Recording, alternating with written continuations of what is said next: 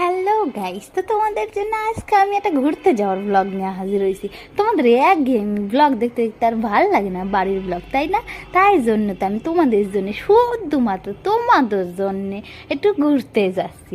তো আমরা যাচ্ছিলাম বাড়ির থেকে ওই 6-7 জনের মতো, আমাদের ফ্যামিলির হাফ মানুষ হবে আর কি। আমার 2 জা, তাদের 2 ছেলে, শাশুড়ি মা, আমি আর আমার মাইয়া। তো আমরা এই কজনে যাচ্ছিলাম ঘুরতে।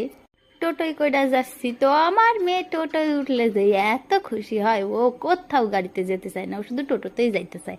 তো দেখো এই যে চলে আসলাম, এই যে মন্দির, রাধা গোবিন্দের মন্দির। এখানে আরো অনেক মন্দির রয়েছে। তো আমাদের এখানে এইটা একটা নতুন ধাম হয়েছে, তো সবাই এখানে আসতে চায়। আর তোমরা যারা চাও আসতে, এখানে চলে এসো। খুব ভালো জায়গাটা, কালীকুণ্ডি ধাম নাম, কালিয়াগঞ্জের। জায়গাটা ছিল মাঠের মধ্যে, আর এতটা ফাঁকা, আর এত সুন্দর হাওয়া হচ্ছিল, কি বলবো। মানে গরম ছিল, গরমের মধ্যেও যে এত সুন্দর হাওয়ায় পরানটা জুড়াই যাইতেছিল। আর আমার মাইয়া ফাঁকা জায়গা দেখে তো একদম দেহ শুধু লাফাইতেই থাকে, লাফাইতে থাকে। এখানে একটা পুকুর আছে, পুকুরের চারিপাশ দিয়ে আবার ঠাকুরও রয়েছে।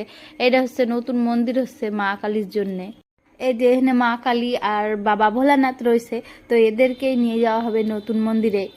তো তোমরাও যদি আসতে চাও আসতে পারো। জায়গাটায় সত্যি মন থেকে বলতেছি, এত শান্তি লাগে।